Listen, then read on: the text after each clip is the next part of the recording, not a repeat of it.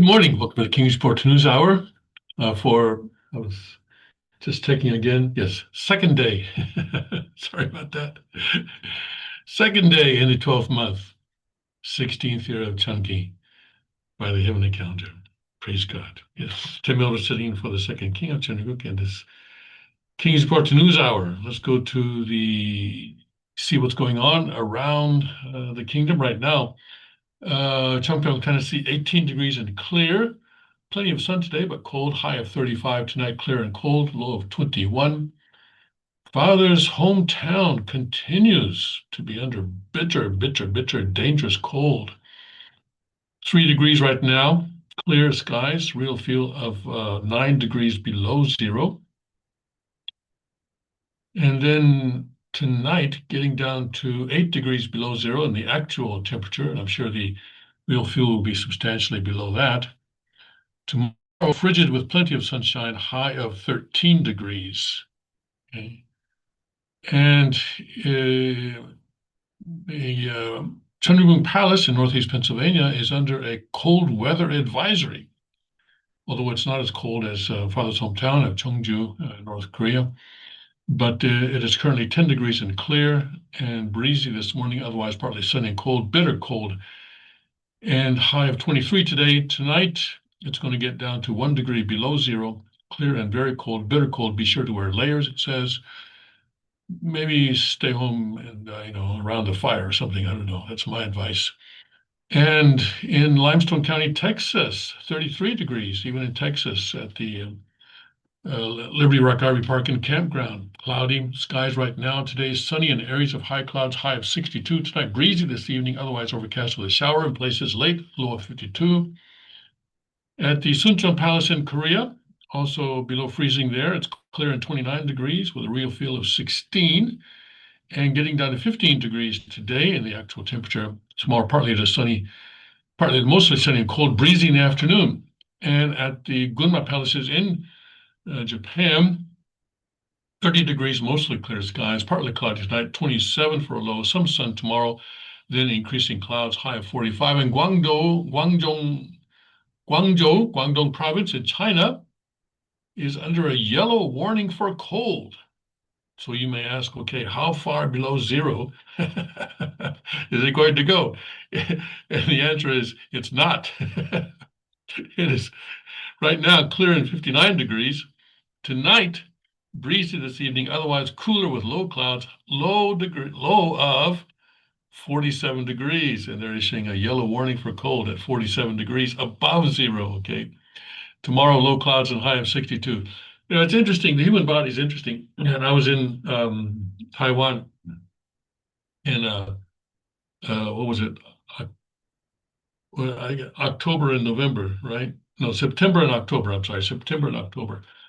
And I noticed that, when it got into October, people in Taiwan started wearing light jackets, actually. For me, it was not light jacket weather. In fact, when I went there, I did not pack anything long sleeved. All my shirts were short sleeve, and 1 or 2 days I thought, okay, well, if I had a long sleeve shirt, I could probably wear it, but I was certainly not going to wear a jacket. But this is what they're accustomed to, I guess, and the human body sort of, I guess, adjusts to whatever environment it is in. And so people in Guangzhou, which is near to Hong Kong, they, I guess 47 to them is dangerously cold, I suppose. It's true that a person can die of hypothermia at 47 degrees Fahrenheit. That is certainly true. But those of us who live in the more sort of temperate climates, shall we say, don't really consider that to be a dangerous situation. But because, we wear jackets, we wear thick jackets sometimes. Right now, anytime I step out of the house, I'm wearing this. What is that? What is that jacket? Really, really thick jacket that comes from Sweden. Anyway, we are in Father's Word, and we are in the earthly life and the spirit world. You may notice that I'm a little bit higher today. That's because my office chair broke.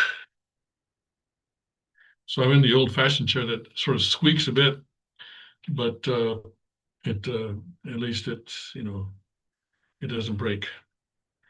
All right, let's see. Earthly life in the spirit world, chapter 7, the relationship between ourselves and spiritual people, spiritual persons, people in spirit world.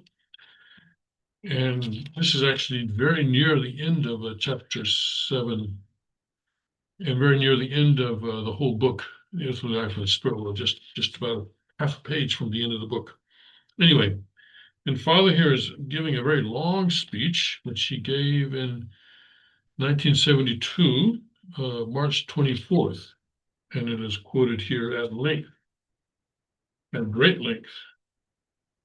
Okay. Okay. All right. So we're taking just one paragraph out of this very long speech.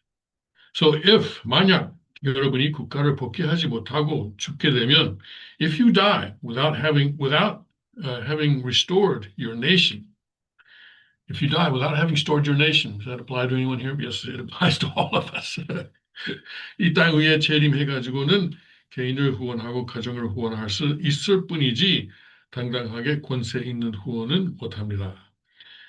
So if you die without having restored your nation, then you will only be able to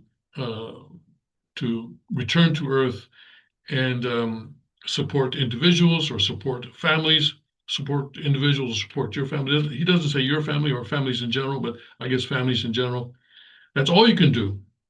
You will not be able to fully support, do full support for the providence as a whole.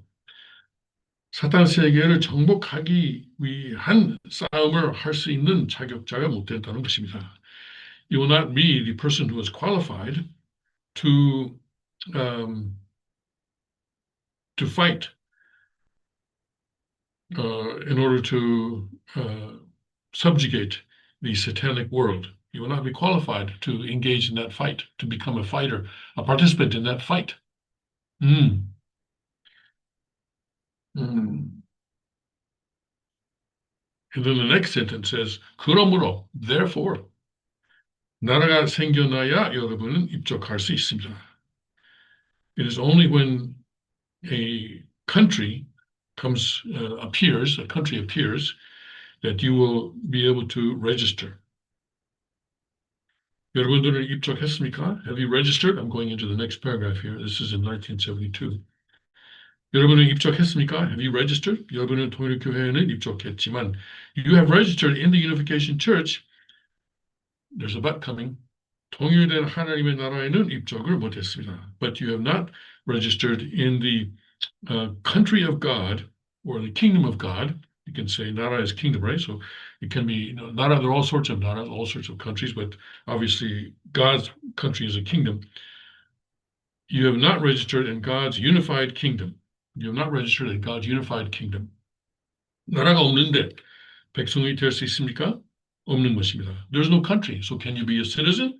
No, he says, you cannot. You cannot. You cannot be a citizen of God's kingdom unless God's kingdom actually exists. God's country, a country that God claims, has to exist first. And I've talked, I think, a number of times about the experience I had translating for Father at a workshop in Jeju Island, sometime, around 2000. And I was there as a translator for people who didn't speak Korean, and so who speak English, and I think, right? Yeah, I was there for people who did not speak Korean but could speak English. And they actually flew me over from Washington, D.C. specifically for that purpose. So there are people out there I know, maybe some of you who participated in that, or maybe maybe they didn't understand my translation. Maybe that's why they haven't joined the second king. But anyway, I've talked about how Father, said, raise your right hand if you think we need a nation. And people raised their right hand, and I think pretty much everyone did. Raise your left hand if you think we need a nation. Raise both hands if you think we need a nation. And people were sitting on the floor, like we often do.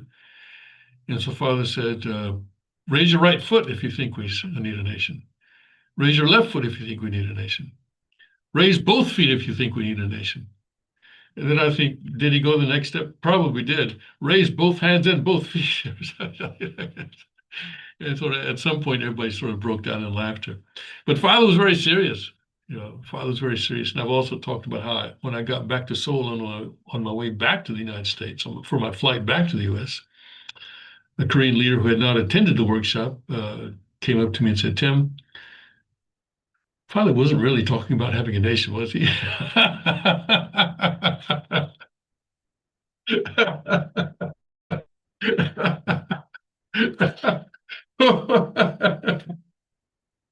I mean, this is how Father's words get, um, twisted and turned, and all get turned out as vanilla. And, and I think I told you my answer. My answer was, well, far be it from me to fully comprehend Father's heart, but I said, anyone who attended that workshop had to have come away with the idea that yes, Father wants a nation.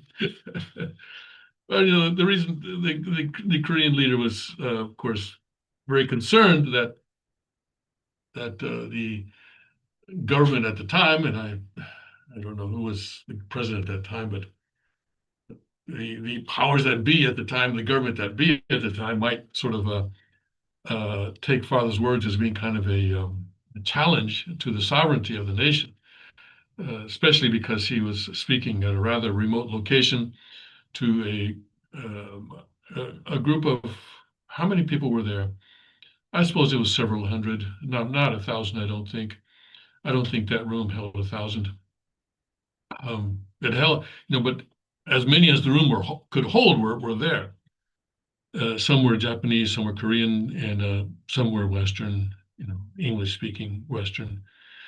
Um, and anyway, yes, I think I think people who were there definitely came away with the notion that yes, Father wanted a nation. Yes, and I think this quotation that we read today probably confirms that, and that was from 1972.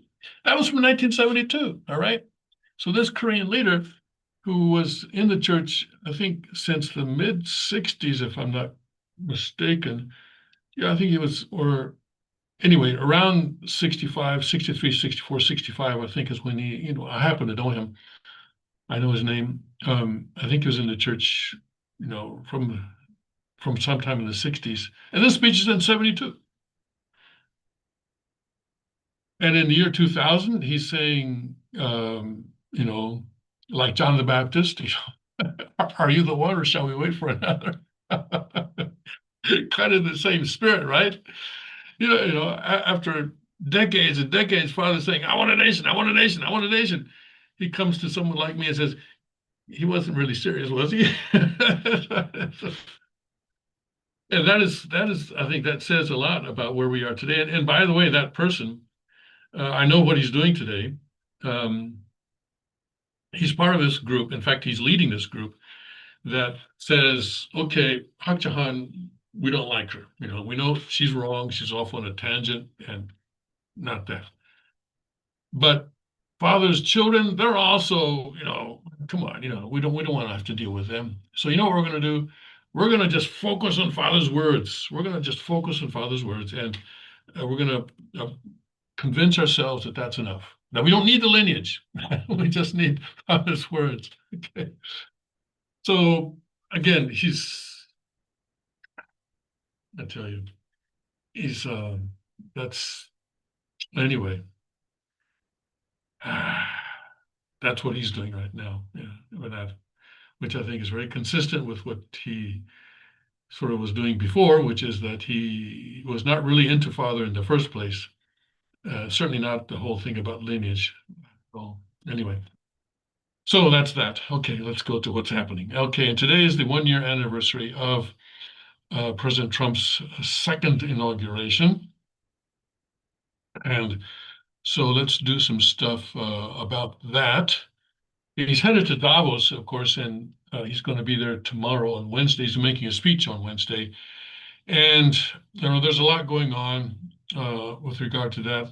And obviously there's a sort of a crescendo of news and emotions and rhetoric about Greenland. And I expect that it will sort of climax during the Davos thing. I expect that, the Europeans, whatever he says in Davos, he's going to get a very strong reaction from Europeans. And I don't know if they'll actually boo him. I don't know if they will walk out on him. I don't know. We'll have to wait and see what that is going to be. But it's going to be a kind of a clash there in Davos. It's going to be interesting to watch or read about. Anything. I wish I were there. I wish I could be a fly on the wall, or maybe just sitting in a translator's booth or something. But it's going to be very interesting there, I think. Anyway, this Lee Carter is writing an opinion piece in Fox News, and Trump's approval ratings reveal what legacy media refuses to see. When you're in, it's worth asking the uncomfortable question: what if the polls aren't telling us Trump is failing? What if they're telling us he's delivering? So, the legacy media is really trying to show that President Trump is failing. For example, we saw this. I think you may have seen these headlines about China's trade surplus. That China had a huge trade surplus, they say. Okay, putting aside the question of whether or not the Communist Party actually reports true numbers, putting that aside, or whether they actually lie through their teeth, putting that aside. But the media, of course, take it for granted that China is being totally honest, and they say that this trade surplus is occurring despite President Trump's tariffs. But of course, they're comparing apples to oranges, right? If you want to look at the effectiveness of the tariffs, then you have to look at China's trade relationship with the United States alone. But no, they're comparing the China versus the entire world and President Trump's tariffs. And China has a huge trade surplus because they're exporting a lot to Europe and to other countries, and I suppose. And so anyway, the obvious intent of their headlines is to try and give the impression that President Trump has failed. He has failed because China is still trading despite the tariffs. But that's not the whole point of the tariffs. The point of the tariffs was to do something about the trade surplus with the United States. And if you look at it with the United States, actually, there is a pretty big change in China's relationship with the United States. So anyway, legacy media is trying to say that Trump is failing after 1 year. Okay, well, let's see what this guy has to say about that. Let me just increase this. Okay, here we go. Tuesday, January 20th, marks 1 year since Donald Trump returned to the Oval Office. 1 year of executive orders, foreign policy shockwaves, immigration crackdowns, and the governing style that never once tried to soften its edges.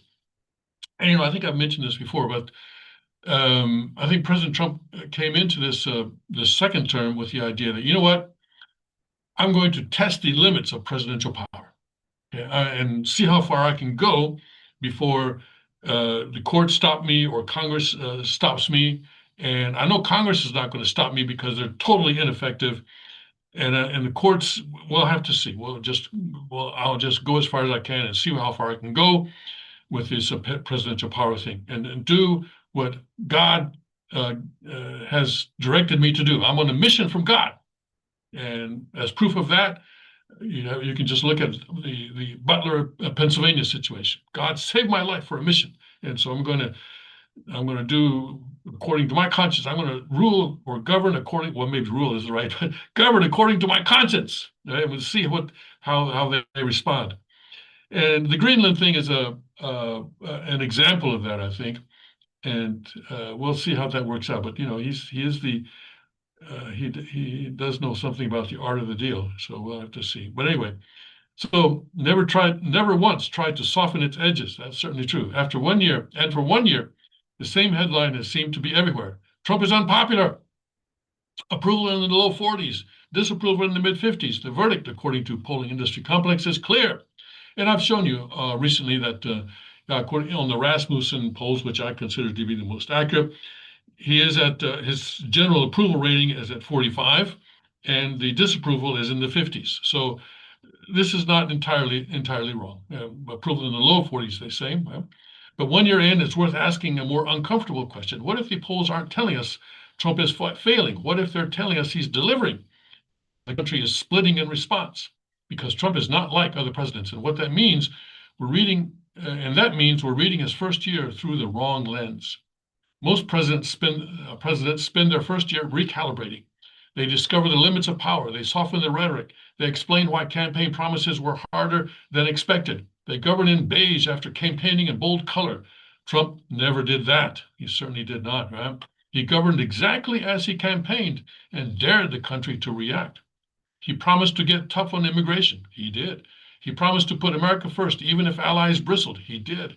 He promised decisive action over consensus. He delivered it. You can disagree with the choices, but many do. But you cannot credibly argue that he misrepresented who he would be. And that's why his polling looks so strange and so stable 1 year in. According to national polling averages, and I think, the average is really not a really good measure. You're just sort of dumping in sort of a junk polls with good polls. Trump's job approval sits at around 41 to 42%, with disapproval in the mid 50s.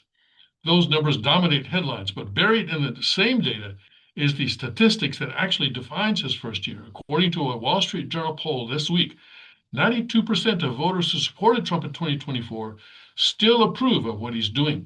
92% who supported Trump in 2024 still approve of what he's doing. Well, if he's lost 8%, actually, well, we don't know, though, how many people who didn't support President Trump in 2024 now do support him. I wonder how many people who said, I'm not going to bother to go out and vote for Trump because, he's just like everybody else, and I don't expect him to do anything. How many of those people now wish they had actually, or would be willing to vote for him if he were to run for a third term? Let's not get into that. Let's not get into that.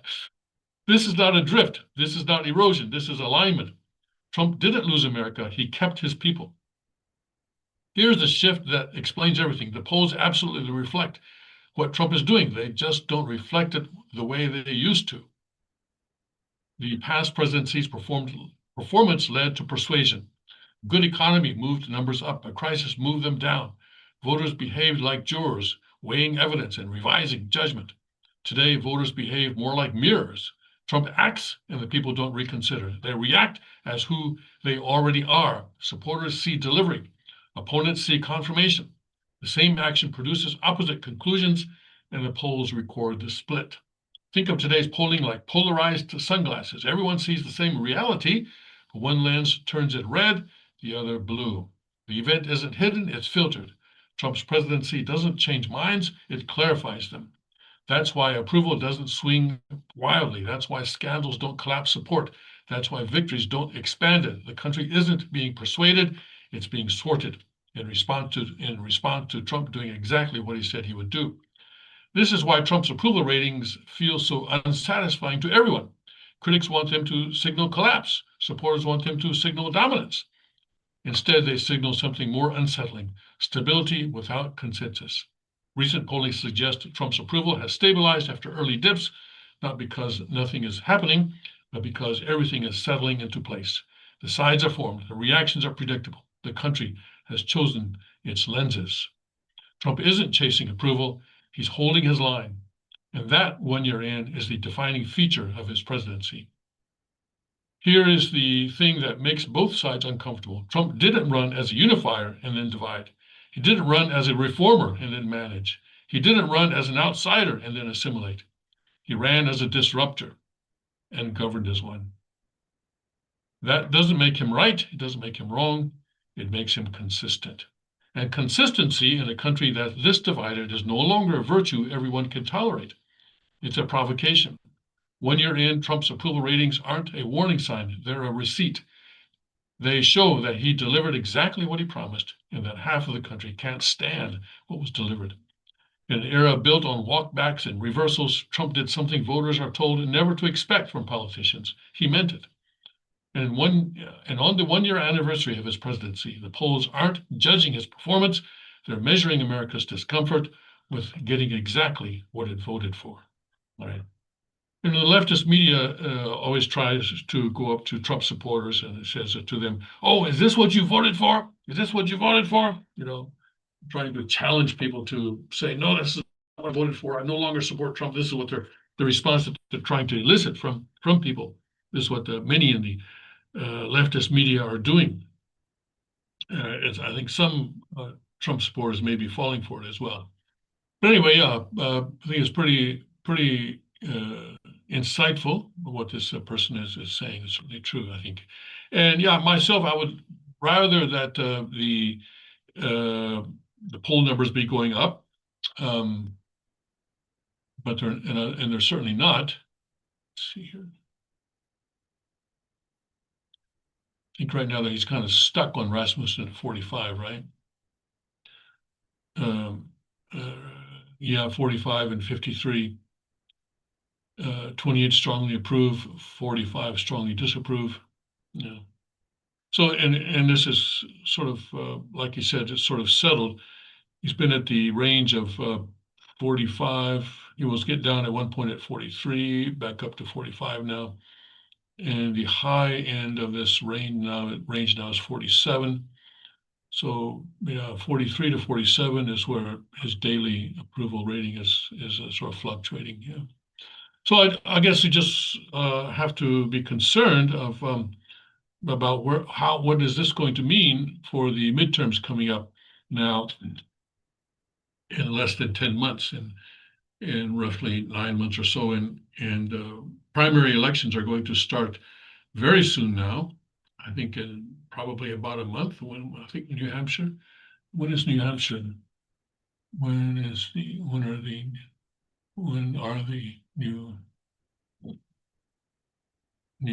or no, I don't mean New Hampshire, I mean Iowa caucuses.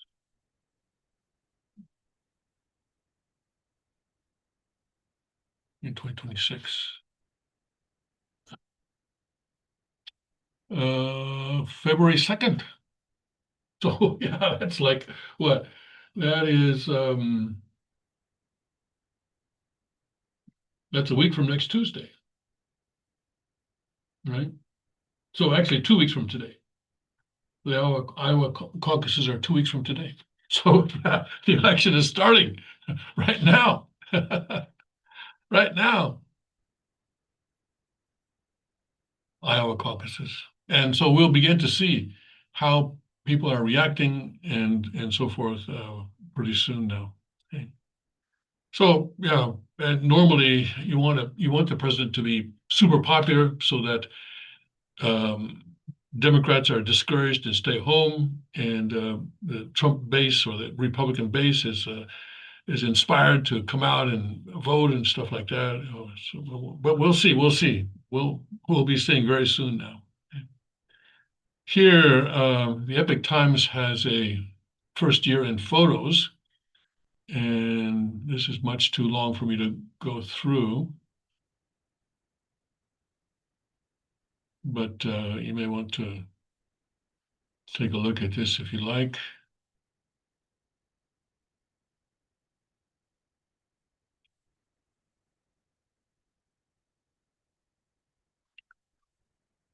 There's one photograph that kind of surprised me. You know what this is? It says that this is the National Prayer Breakfast. I'm sorry, I thought they actually ate breakfast at the National Prayer Breakfast. but apparently not. I don't see anybody eating breakfast here. Yeah, not even tables for that. Yeah, I didn't. I've never been to a national prayer breakfast. I guess so. That now I see some empty seats in the back. I could have sit. I could have gone in there maybe. Okay, and then Elon Musk and Macron and a whole bunch of other stuff. There's Zelensky, of course. Things. Anyway, it's much too long to go through. Okay. All right, um, and then let's see. There are also Epoch Times also has 30 ways Trump impacted the U.S. and the world in the first year, from economic growth to border security and peace deals. They look at Trump's actions in the year one of his second term. I suppose we can look at that. One big beautiful act. Okay, let's just run through these: curbing illegal immigration.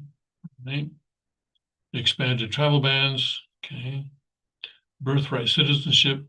And this is an interesting situation that, as I mentioned yesterday, um, it may be the strategy of the Chinese Communist Party to have a lot of Chinese come to America and have babies in America and take them back to China so they can be educated in the socialism with the Chinese characteristics for a new era and Xi Jinping thought, so that they can then 18 years later start voting in U.S. elections.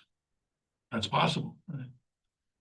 And well, that may be what's about to happen to us, right? Sort of the Manchurian voter or something like that. Visas changes, okay. National Guard deployments to various places. Doge, January 6 pardons, pulling U.S. out of the climate pacts, not just that, but eliminating DEI, right? Dismantling education department. He's pushing Congress to eliminate the education department, with Secretary Linda McMahon leading the charge to phase it out. More than half of the department staff has been laid off, and many functions are being transferred to other departments. The administration wants states to oversee administrative functions for their own education systems. And that's the way it was before the education department came into being, roughly 50 years ago. And probing universities, MAHA agenda with Robert F. Kennedy Jr.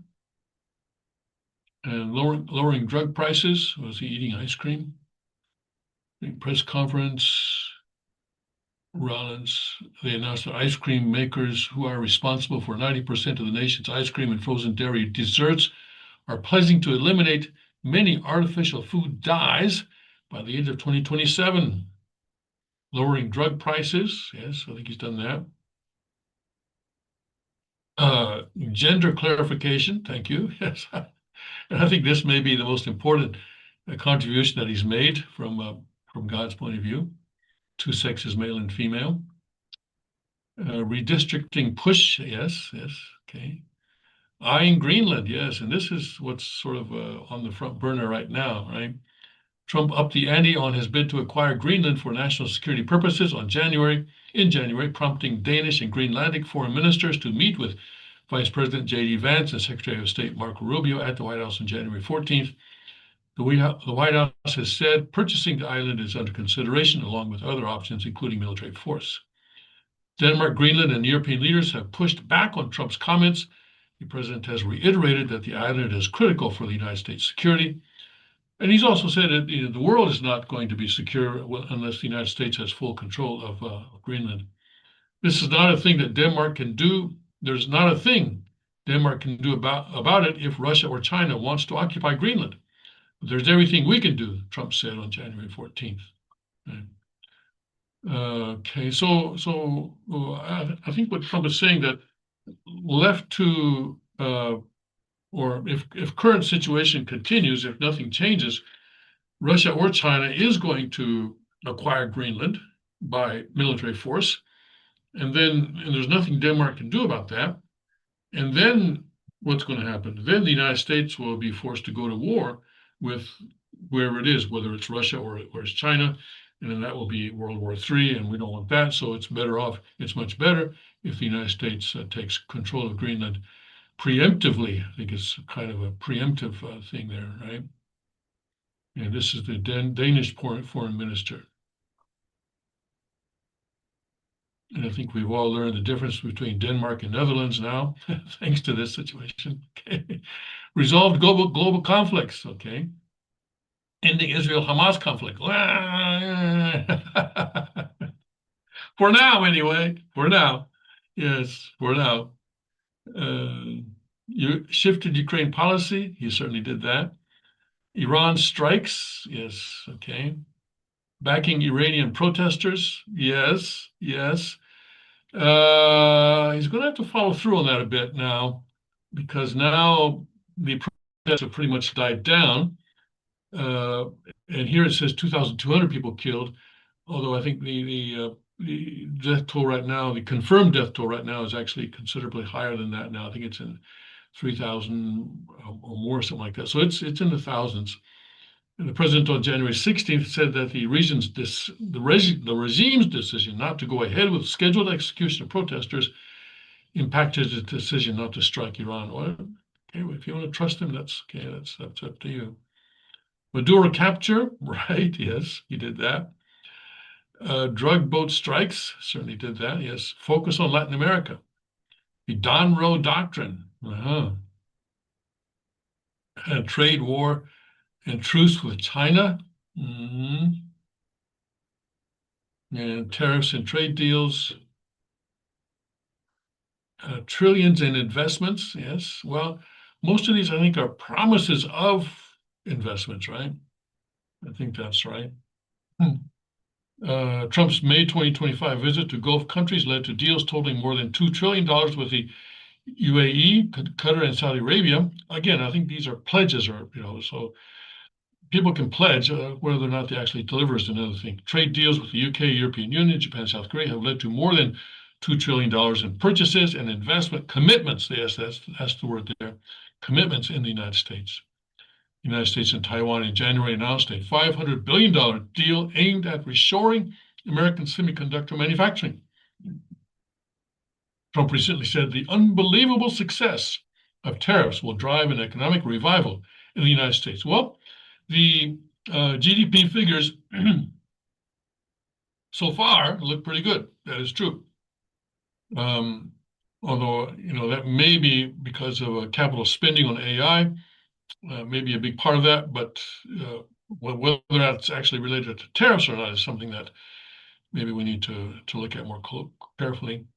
And here, this is the Taiwan's chief trade negotiator on the left, and Chinese and Taiwanese vice premier in the center, and the top representative to the United States on the right. She's smiling. He's not. I don't know what that's about. Shuttering USAID. Yes. Not that America wants to, America wants to help the world, but the USAID has become extremely corrupt. And it was just really off the rails, wasn't it? Yeah, we read about that. And Rubio said the organization strayed from its original mission of responsibly advancing America's interests abroad. Okay. And those foreign assistance is being done in a different way right now. Securing rare earth supply chain, right? Okay, I guess that's it. Okay. Was that 30? Yes, it was 30. Okay. All right, so that's what President Trump accomplished during his first year. So tomorrow begins the exciting second year, I suppose. Yes. Well, we have to stay tuned for that. Okay. Will he accomplish his goal to get Greenland in his second year? He generally gets what he wants. Right? He's kind of used to that. What else? Will he be able to sort of control the leftist reaction to ICE, and actually make that work to his advantage and to the advantage of especially Republican candidates in the upcoming midterm elections. We'll have to see. Okay. We will have to see about that. Okay. And let's see here.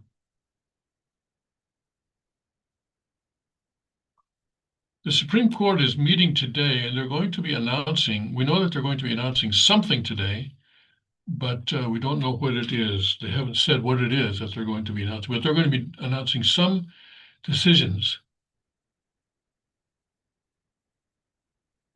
Um,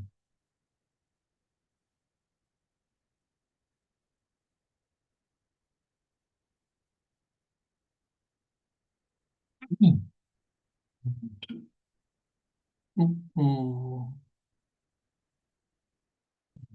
we'll have to look at this page. Okay, what is it? USA Today. Will the Supreme Court let Trump take control of the Fed? That's one of the cases. In other words, he's trying to remove one of the governors of the Federal Reserve Board. And she's a person who is consistently voting on the left. And President Trump wants to remove her or to fire her.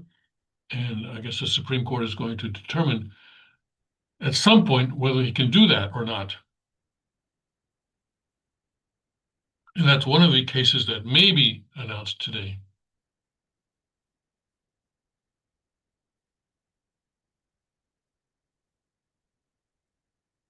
And also the tariff situation, whether or not President Trump is right in using existing law to declare all these tariffs. Some people are trying to say that he's going beyond the law.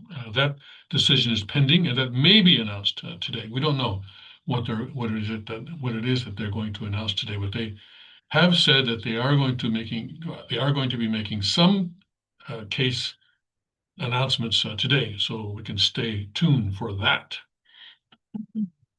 Okay. And let's see here.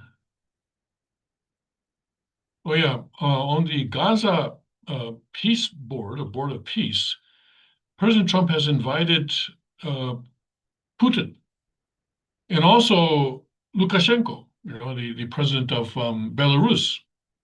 Interesting choices.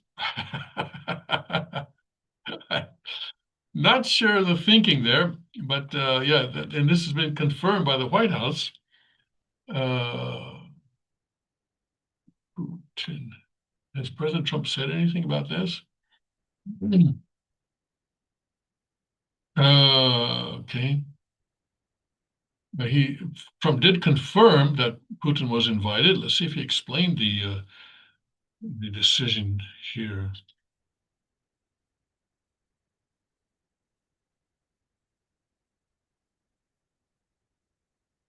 But again, this is another one of those times when the media just kind of goes crazy.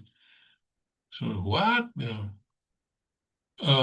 President Trump on Monday confirmed that Russian President Vladimir Putin received an invitation to join his new board of peace that will supervise the next phase of the Gaza peace plan. Yes, yeah, he's been invited, Trump told reporters.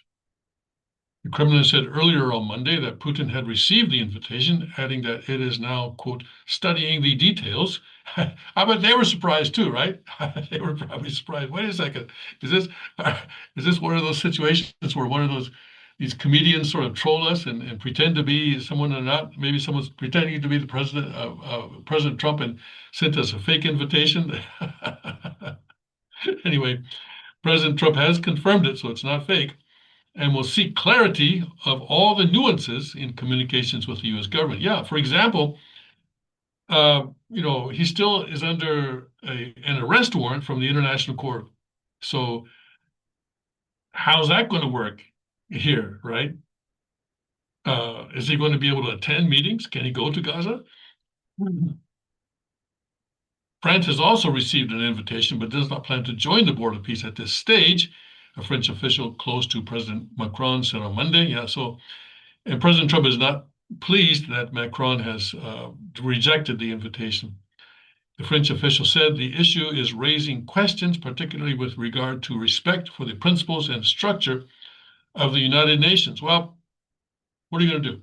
You know, the United Nations is completely ineffective, and I suppose, in one sense, President Trump is forming an alternative body to the United Nations, right? And he did not. I don't think he's invited Xi Jinping, right? So, and remember, Father's original criticism of the United Nations is that it never should have included non-Christian countries. It should have only been Christian countries that were members of the United Nations. And so if President Trump is excluding China, but including Putin, and excluding, or he tried to include Macron. Okay, he tried to include Macron. That's true. But excluding China, So is this what that's about? Is this a board of peace now? Suppose this goes beyond Gaza in the future. You know, they sort of do something about, because he's putting together a lot of really big shots that don't necessarily deal only with Gaza. This could be done. This could be applied as a board of peace for other places, right? And also exclude China from other areas. It could oversee the China-Taiwan situation. Hmm. Yeah. Hmm. It could oversee the Ukraine situation. So yes, this may be an alternative UN Security Council type of a situation, and maybe France sees that, and maybe that's why they are cautious about joining this thing right now. So they say is raising questions, particularly with regard to respect for the principles and structure of the United Nations.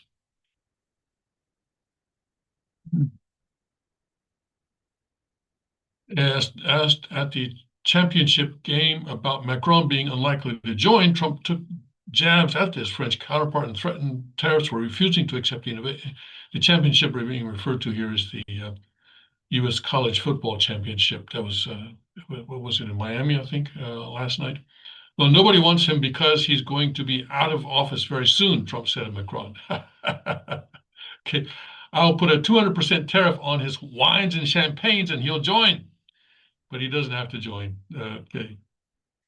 Several other countries have also received invitations, including Israel, okay, Canada, Belarus, Slovenia, Thailand. Okay, Thailand is a non-Christian country.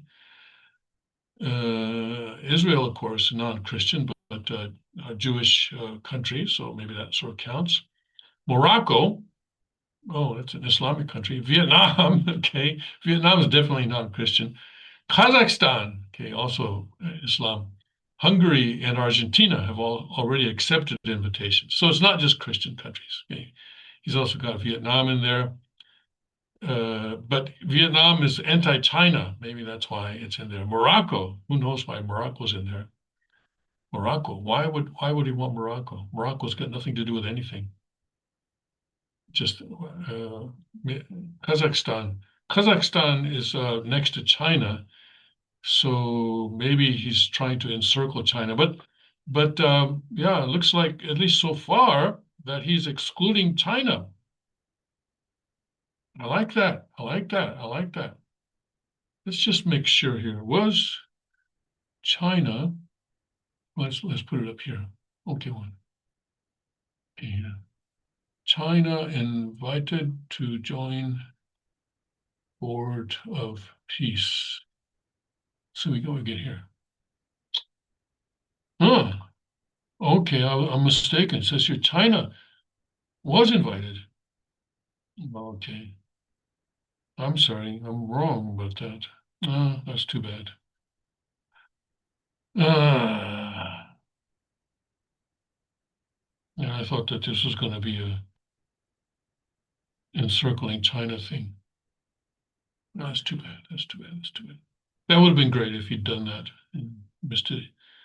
China on Tuesday confirmed that it had been asked to join U.S. President Donald Trump's Board of Peace, an invitation that Washington had extended to dozens of countries in his bid to launch a global initiative aimed at resolving conflicts. So yeah, see, it's already something more than Gaza. But Beijing, which recently struck a delicate trade truce with Washington, stopped short of saying whether it would accept or decline the invitation. Well, let's hope it declines. Okay, governments from around the world have so far reacted cautiously to Trump's invitation to join the initiative, which diplomats say could undermine the United Nations. Well, how can you undermine something that's already failed? The initiative would kick off by addressing the Gaza conflict and then be expanded to deal with other situations. I told you, yeah. The initiative's board would be chaired for life by Trump. Okay. Member states will be limited to 3-year terms unless they paid $1 billion each. The Chinese side has received invitation from the U.S. A spokesman at the Chinese Foreign Ministry said at a regular news conference. He declined to comment when asked if China would accept the invitation, asked how China would evaluate Trump's presidency in the past year, especially in light of his stance on Venezuela and threat to annex Greenland. The spokesperson refrained from giving an assessment. Over the past year, China-U.S. relations have experienced ups and downs, have achieved overall dynamic stability, explaining that occasional variability in their relationship could be expected. Yes. Some diplomats stayed up all night figuring out that sentence. China is willing to work with the U.S. on further stabilizing ties while safeguarding its own interests, Guo said. Right. Okay. Yes. This is why diplomats get the big bucks, figuring out these kinds of answers. Yeah. Okay. Oh my goodness. Variability. Yes, variability. All right. Well, so they haven't said they're going to join. Let's hope they don't. Russia, I hope they do. 60 countries invited for a fee of $1 billion each, it says here. El País, that's a Spanish paper, I believe. I believe that's Spanish, but it's an English language site. All right. Well, anyway, President Trump is creating something very interesting. And I guess when we look at the accomplishments of his second year, probably this is going to be one of them. All right. Here's a story about Kim Jong-un. Let's do it just for fun.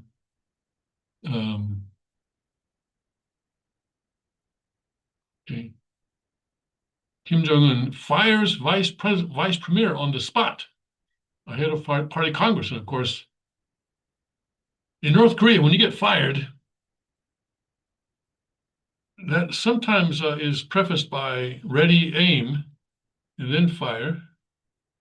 But I guess this guy apparently, at least for now, is still alive. But it's just the way things work there. He abruptly dismissed a vice premier during a factory inspection, state media reported Tuesday, in a rare public rebuke that comes as the country prepares for a key ruling party Congress. So Kim Jong-un is trying to show that he's in charge and that he's trying to show that he is competent, and if things are going wrong with the country, with the economy, then it's not his fault. Right? It's the fault of incompetent subordinates. But we'll see how this works out. But apparently, either this month or next, there's going to be this party Congress, and they're going to be sort of reviewing what happened during the last 5 years and then putting out a new 5-year plan. And communist countries always have their 5-year plans, and we'll see what happens there. Okay, let's see. We have a couple of maybe 2 or 3, 4, 5 minutes or 6, and so let's take a look at this one on the Epoch Times. I was hesitant to put it on the docket today because this might be a kind of a propaganda piece, especially by Epoch Times. But anyway, let's take a look at it. Seeing no future, seeing no hope for the future, China's youth are choosing failure. So you can see why I think this may be a propaganda piece by Epoch Times. In a large shopping mall in China's Inner Mongolia, hundreds of people recently met for a live-streamed contest. The rules are straightforward. Lie on a mattress for as long as one can without sitting up, taking no bathroom breaks. Many wore pajamas, wrapping themselves in blankets and pillows. Some brought plush toys. A stream of delivery drivers fetched takeout as the contestants ate or killed time on their phones. How did they charge their phones? Anyway, some 33 hours later, a 23-year-old man took the first prize. His answer to the toilet problem, diapers. Okay. Okay, I won't go into that. Okay, I'll let that pass. As a mattress marketing shtick, the event was a wild success with more than 10 million online watchers. More than a few lamented that they had missed the opportunity to win. They said they practically spent their days in bed anyway. The attention then turned to the name of the contest, Tang Ping, a popular Chinese slang term that means lying flat. Finally, lying flat has become the way to win, one person commented. Lying flat emerged 4 years ago as a counterculture movement in response to the Chinese regime's draconian COVID-19 pandemic lockdowns. Chinese youth rejecting the grueling rat race sought a different lifestyle, doing the bare minimum. They have since taken it to another level, ignoring the urging from Chinese authorities to work hard. They call themselves rat people and spend their days rotting in bed.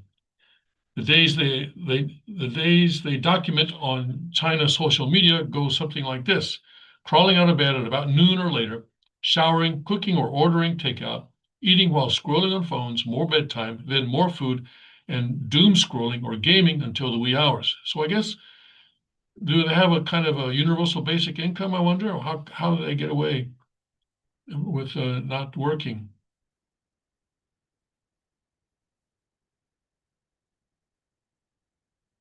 Hmm. Such is how 25-year-old Sherry Young has lived her life for the past 3 years while rooming with relatives and friends. I don't have any plans for the future, she told the Epoch Times. There's not much to look forward to. Interviews with Epoch Times and posts across the Chinese internet reveal a sense of gloom infecting China's youth. It marks a drastic shift from a decade ago when young people brimmed with energy, says James Wang, who graduated from college in 2017. Fresh out of school, Wang said he and his friends chatted daily about their jobs and dreams. They traded career tips and were impatient to start businesses of their own. Now everything is different, he told the Epoch Times. Gone is the talk of high aspirations. All one asks for is a regular job and the ability to keep it, he said. The lying flat trend, at odds with Chinese leader Xi Jinping's refrain to tell China's story well, has become a headache for Beijing. A day after Christmas, the country's top internet regulator, the Cyberspace Administration of China, issued a 13-bullet directive banning internet celebrities from promoting the lying flat culture. It branded the lifestyle as among unhealthy ideas that violate core socialist values. I'll bet it does, yeah. Hmm.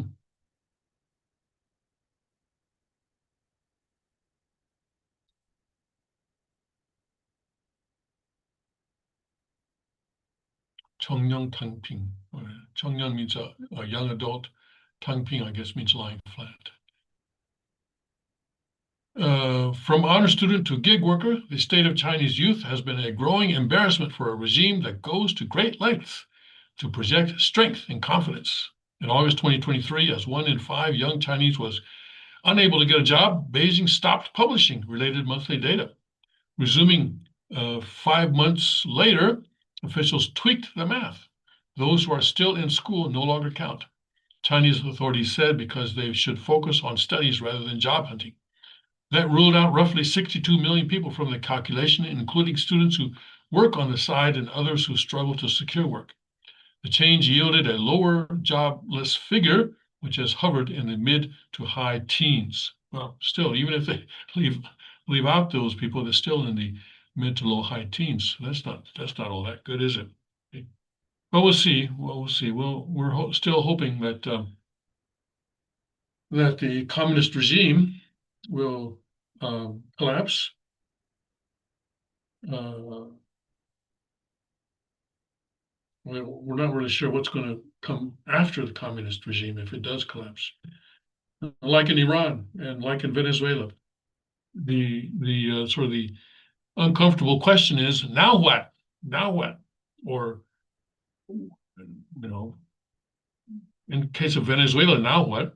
In case of Iran, what if the regime falls? In China too, what if communist regime falls? Then what? Then what? I guess is not now what, but then what? But God will guide us, I suppose. Or he may say, you guys figure it out. Remember 5%? Remember something like that? You guys figure it out. All right. That's all for today. Tomorrow's Wednesday. We'll be doing a OSTP tomorrow. In the meantime, God bless, Godspeed. May his kingdom come quickly.